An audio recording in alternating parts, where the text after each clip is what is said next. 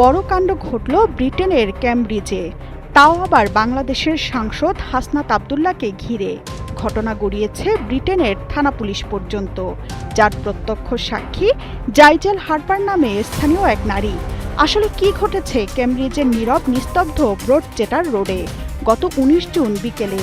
শোনা যাক ঘটনার সাক্ষী জাইজেল হার্পারের নিজ হাতে লেখা জবানিতে। পুলিশের কাছে দেওয়া সাক্ষ্যে জাইজেল হার্পার বলেন, বাড়ির ভেতর থেকে আমি তীব্র চিৎকার শুনছিলাম। কিছু লোক বিদেশি অর্থাৎ বাংলা ভাষায় চেঁচামেচি করছিল। আমি জানালা খুলে দেখি কয়েক ব্যক্তি মিলে এক যুবককে টানাহেঁচড়া করছে। আমি ঝুঁকি নিয়ে একটি ছবি তুলে রাখি, সঙ্গে গাড়ির রেজিস্ট্রেশন নম্বরও। জাইজেলের তোলা এই ছবি পুলিশের কাছে এখন গুরুত্বপূর্ণ আলামত। হামলার শিকার জুবায়ের, যিনি একসময় বাংলাদেশের ছাত্রলীগের রাজনীতির সাথে জড়িত ছিলেন, তিনি ব্রিটেনের পুলিশকে বলেছেন, ক্যামব্রিজ বিশ্ববিদ্যালয় থেকে ল্যাবের ডেলিভারি কাজ সেরে ফিরছিলেন তিনি।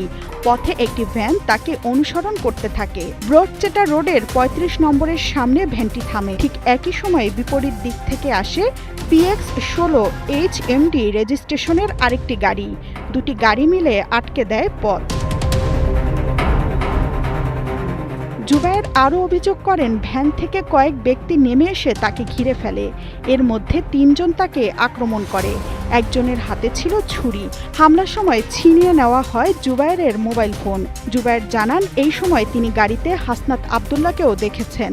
কথা কাটাকাটিও নয়, ও ২-৩ কনভারসেশন হয়েছে, এর ভিতরে হাসনাত আব্দুল্লাহর ভ্যান থাকেন, বুঝছেন? আমি তারা সব পিলাইন যাচ্ছে।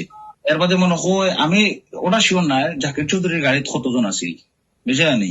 কিন্তু ডেফিনেটলি জাকির চৌধুরীর গাড়ি তারও ৩ জন মানুষ আছে। পরে পুলিশের তদন্তেও উঠে আসে ভ্যানটির একজন যাত্রী ছিলেন হাসনাত আব্দুল্লাহ। তদন্তের স্বার্থে তাকে ক্যামব্রিজ থানায় তলব করা হয়। নিজের আইনজীবী নিয়ে গিয়ে বক্তব্য দেন হাসনাত আব্দুল্লাহ। এ ঘটনায় এনসিপি নেতা জাকির চৌধুরীকে পুলিশ হেফাজতে নেওয়া হয়। পরবর্তীতে জামিনে মুক্তি পান তিনি। পুলিশ জানিয়েছে, পুরো বিষয়টি এখন গভীরভাবে তদন্ত চলছে। এদিকে এনসিপি ইউকে অ্যালায়েন্সের সদস্য সচিব মোহাম্মদ MA হিমেল দাবি করেছেন, এই ঘটনা রাজনৈতিক উদ্দেশ্যপ্রণোদিত। তিনি বলেন, পতিত সরকারের সমর্থকরা হাসনাত আব্দুল্লাহ ও তার সহকর্মীদের সম্মানহানি করতে এই নাটক সাজিয়েছে। হিমেল আরও দাবি করেন, এ ঘটনার আড়ালে যুক্তরাজ্য পুলিশের মূল্যবান সময় নষ্ট করার চেষ্টা করা হচ্ছে। অন্যদিকে যুক্তরাজ্যের একটি বিশেষায়িত সংস্থা এই ঘটনার জননিরাপত্তা ও আইন শৃঙ্খলার ওপর প্রভাব নিয়ে কাজ শুরু করেছে। হাসনাত আব্দুল্লাহ পুলিশের পেশাদার ভূমিকার প্রশংসা করেছেন। বর্তমানে অভিযোগ ও পাল্টা অভিযোগের পাল্লায় চলছে এই তদন্ত।